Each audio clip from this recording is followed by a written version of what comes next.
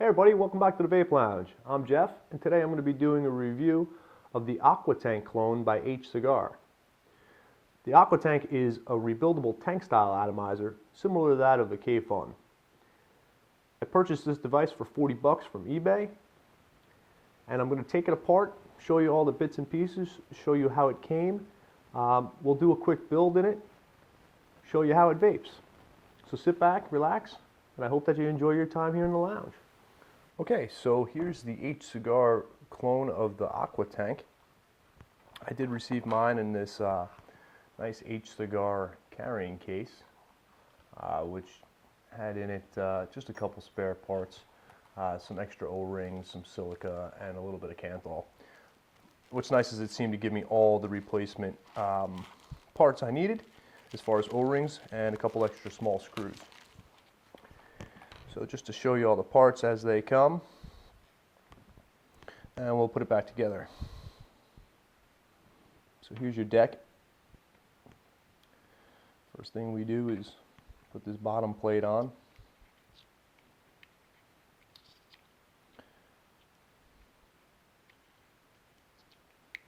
That's it. That's if I can do that. There we go. One thing I've noticed is the threads are buttery smooth. Everything fits together very nicely. It does have an adjustable 510 connection pin, and the pin appears to be silver plated.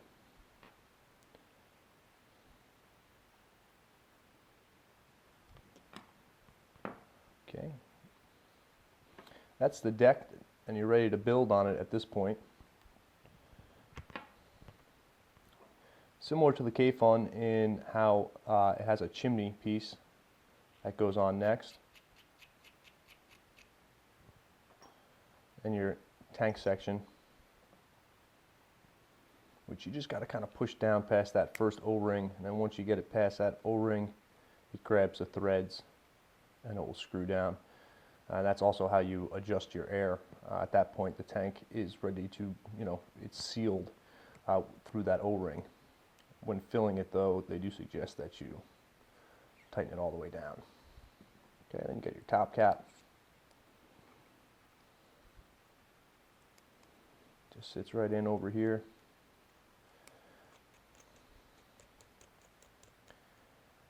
Now, you can also use, this spins independently from all the other pieces, so that is also used as your adjustable juice control. And then there's the drip tip that came with it. There it is, all put together. Alright, so we're going to throw on our coils on this. I've already quickly wrapped some coils, 8 wraps each of 30 gauge Kanthal. I wrap them around, you want to wrap them around something that's a similar diameter as the size of this juice channel. If you don't, you're going to have to, if you go smaller than that, you're going to have to adjust the diameter of the wicking material as it goes through. These channels must be filled with wicking material, whatever you're using, silica, cotton, hemp, whatever you use, full and maybe even over full. These are one of the few devices, or the few times where less is not necessarily more. If you don't have enough cotton, if you're using cotton, if you don't have enough in there, you will have leaking issues.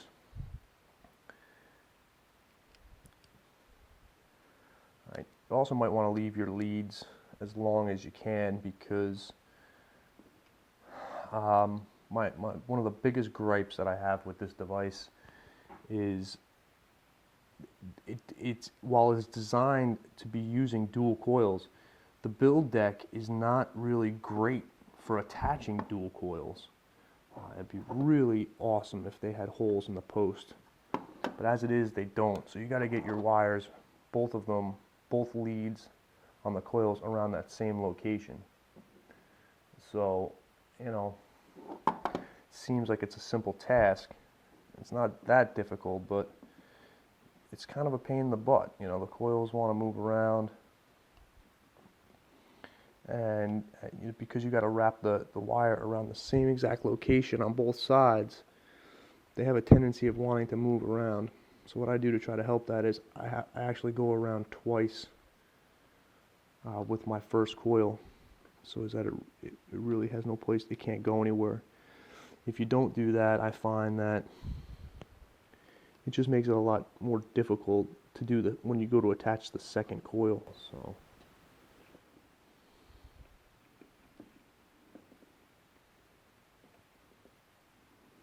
I'm just going to set it right there.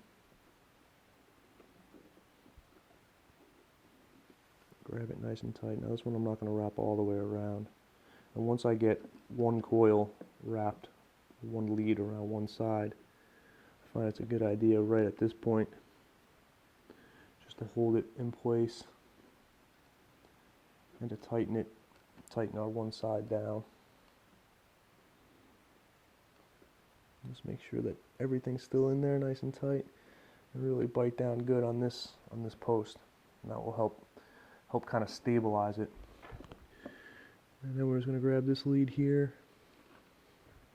Big fingers, too much stuff in the way, so it's easy if you grab some.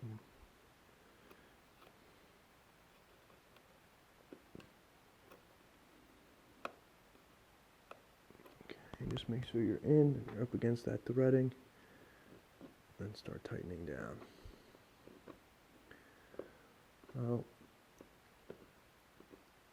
Once you kind of done it a ton of times, it gets easier to put a dual coil setup in this device, but you know, again, it's just kind of strange that for a device that wants, you know, is almost, you can't really use a single coil in here without having, you know, you have two separate air holes, so without having another coil over there, you definitely have some flooding. So you would just think that they would put a little bit more attention to that as far as how you're going to go about building it. Then check our ohms. 1.1. That might actually drop a little bit more after we throw it on the device and start squeezing the coils and pinching it together. So let's go ahead and do that.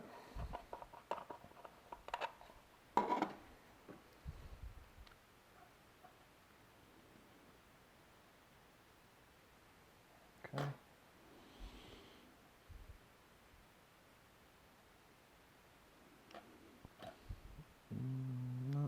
Not too bad. Gonna have to pull this thing closer to the deck.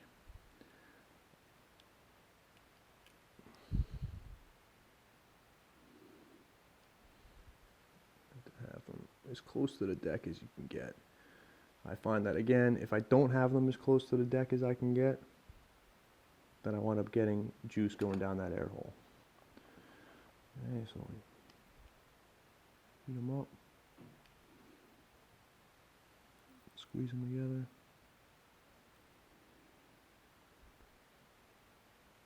You can see one coil wants to light up faster than the other. Hopefully, as we start squeezing and playing with it,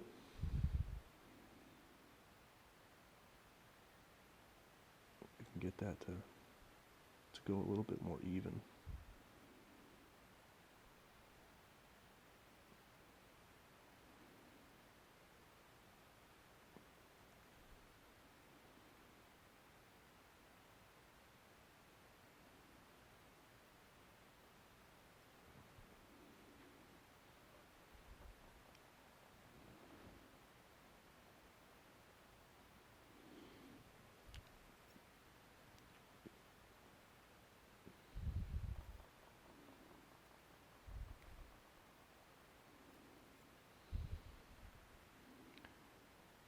Alright, so you keep squeezing, heating and squeezing, until you're getting them glowing at about that same rate, you know, where they're both coming on and lighting up at the same time.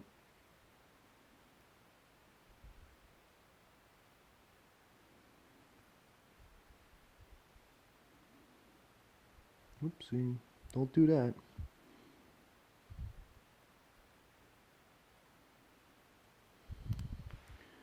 Alright, so you get these all cleaned up nicey nice. And then we can start waking it up.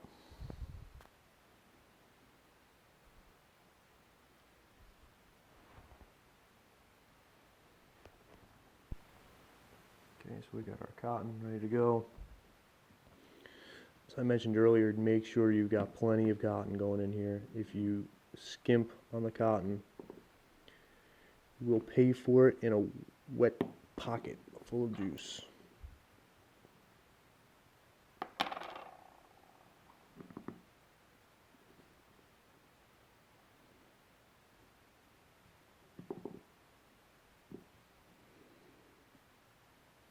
Yeah, so this is one of the few times where you can't really go too light on the cotton. Okay.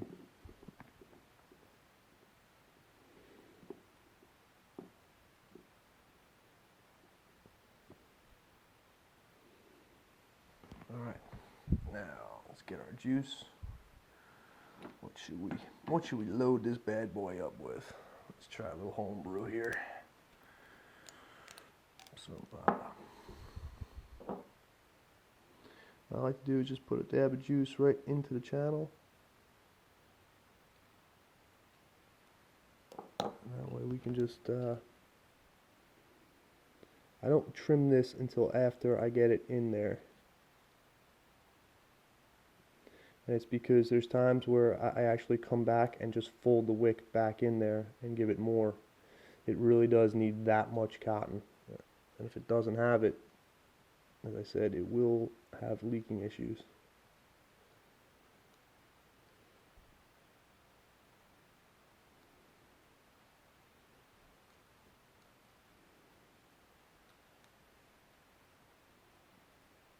As you can see, I'm really stuffing that area with cotton. I mean, much more than any other device I've ever used cotton as a wick. Actually, not only do I get it in there, but I then kind of just scrunch it in there, like push it and really kind of scrunch it up. That's why, again, I don't cut them until after I know I really got a lot of cotton in there. Once I got a good solid chunk, that's when I'll come in here with some clippers, scissors or whatever, and just trim this. Now I don't trim it flush with that. I do actually leave it sticking out just a bit, and you'll see why.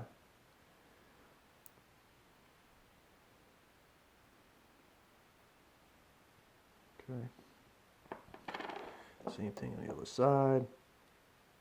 Dab of juice right in the channels.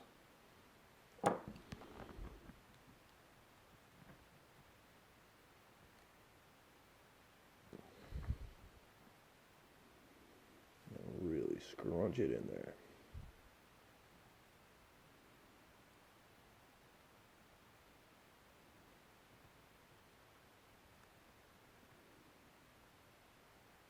I mean, you can just see how much cotton I'm putting in this thing. And I have tried very little amounts of cotton. I've done this with hemp, done it with silica. If you don't have it stuffed, as I said 100 times, I can't stress it enough because, you know, first 6 times I built this thing, every time I opened up the airflow control, there would be juice leaking out. You know, it wasn't a tremendous amount, but there's nothing more annoying than a leaky tank. Alright, so get this trimmed off.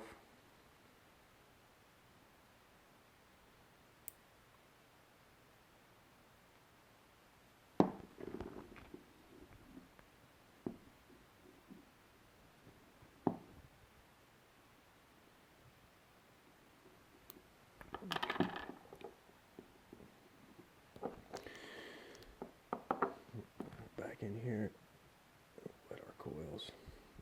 Really wet it nicey nice.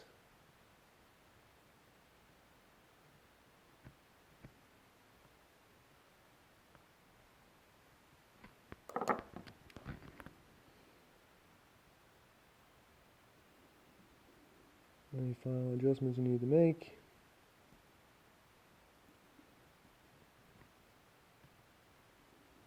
Just overflow it with cotton. Okay, try to just keep these off the threads just a bit.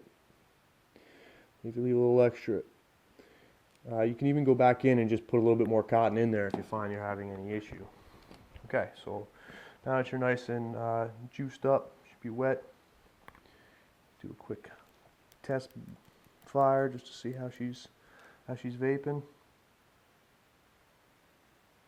Looking good. Okay. Next step is we're going to put the chimney back on. Now the chimney acts as a juice control. You can unscrew it while it's on the device a little bit to let more juice up into the channels. I found that I have never needed to put more juice. It's always the exact opposite. So come back in here, just kind of get it off the thread a little bit. If you don't kind of watch getting it off the thread, when you go to screw down that next cap, there's a chance that you'll grab it and kind of yank it around. On the same note, if you don't leave a significant amount here, bad news. So, should be good. Next piece, tank. Push that past that O-ring. Once it's past the O-ring, grabs the threads. I like to kind of peek down there, make sure I don't yank out any of my wicks. Screw that all the way closed. All the way closed, you can go ahead and juice it up. Use some home brew today. This is some blueberry cheesecake.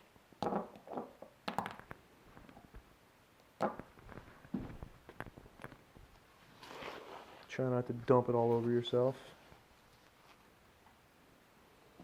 Okay, you could fill it right up to the top of the, right around to the top of the threads.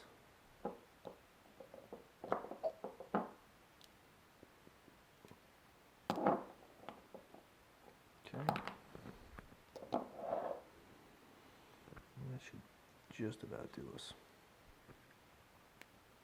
It is easy to refill this thing. All you have to do is grab onto that, unscrew this top cap, and go ahead and screw. You don't have to take anything apart or anything like that to get more juice in there. So kind of convenient. Okay, and that's it.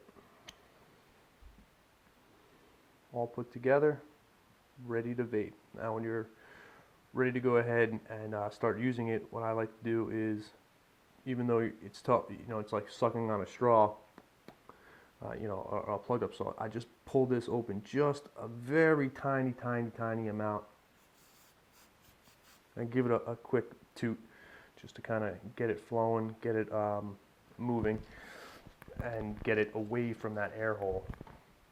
Okay, so that's a completed build. Let's switch it around, see how she vapes. Okay, so that's the Hcigar clone of the Aqua Tank.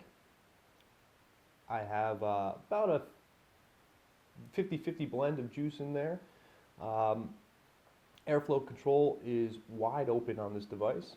Brand new battery on a mech, just came off the charger, 4.1, 4.2. See how she vapes.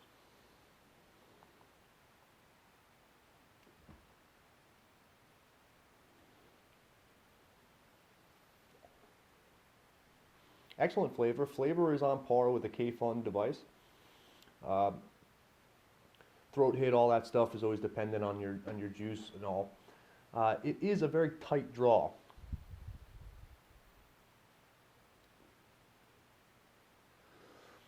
A decent amount of vapor production, but not quite as great as I was expecting with a dual coil build. And I think that has a lot to do with the air, you know, or lack thereof. Maybe if I got on there and drilled it out and opened up the airflow, it would probably do way better as far as vapor production and really take advantage of the fact that it has dual coils in it. As it is with the way the airflow is, though, I feel that it gets limited no matter how low you build it, no matter how great it's wicking. That third variable of air, you know, heat, wicking, air, if that air is just stuck at a certain level, no matter how much you adjust those other two, you're always going to be limited on how much vapor you're going to produce. All in all, the build quality on the device is excellent. It's machined beautifully. There's, you know, I got mine not a scratch on it. Everything looks mint. The threads are all butter smooth. Everything about it, as far as the quality of the build, is very well done. The overall airflow control, just by the nature of the design, I find that it has a tendency to leak. Not all the time. There's a learning curve. If you don't build this thing just right, it will leak. Not a tremendous amount, but it always wants to kind of weep out through the tank or through the airflow. And it took me about a half a dozen builds until I realized, less is not more in this device. Normally when you're using cotton or hemp, you kind of go with the idea that less is more. In this device, if you go too little and that, it doesn't swell up enough to really take up those channels, then you're going to have some leaking and some flooding. So something to consider. Less isn't necessarily more in this particular device. It's not a K-Fun killer. If you're buying this device in hopes that it's going to produce all the great flavor you're used to with a K-Fun style device, but with dual coils, you're going to make it into a cloud machine.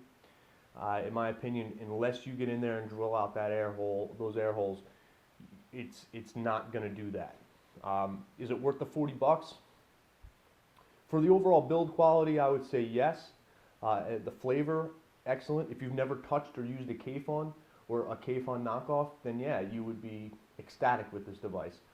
Being is that I'm a K-Fun guy, and I like all the K-Fun style devices and the knockoffs, I couldn't tell you it's worth it. I could spend the same money for a K-Fun knockoff, and it's going to produce every bit of flavor that this thing's producing, and I'm not going to have to worry about getting the build just right and having any type of leaking issues. So, otherwise, it looks nice. It's a very nice looking tank, style-wise.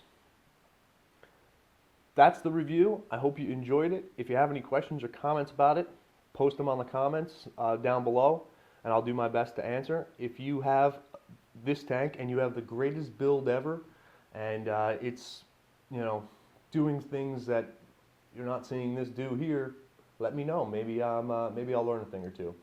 But thanks for watching. I appreciate you stopping by the Vape Lounge, and keep in tune because we're gonna have a bunch of other stuff that we're looking at. I got a lot of vape mail on the way.